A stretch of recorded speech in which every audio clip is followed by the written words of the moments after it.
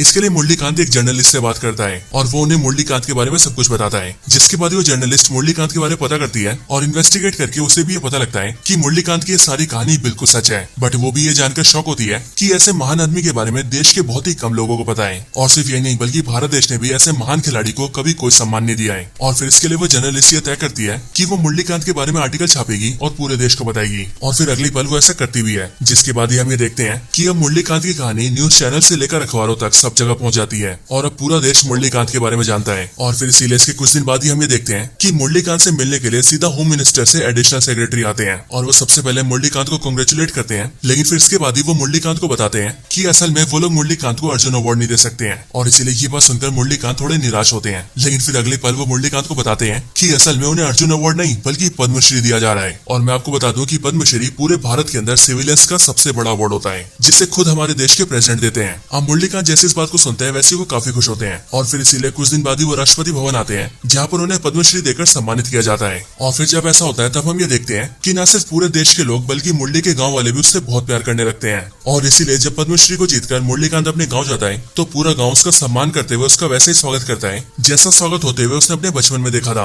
और उसने इसी चीज का सपना भी देखा था। और फिर इसीलिए ये लम्हा मुरली कांत की जिंदगी का सबसे बेहतरीन लम्हा बन जाता है और फिर इसके साथ ही ये पूरी मूवी खत्म हो जाती है।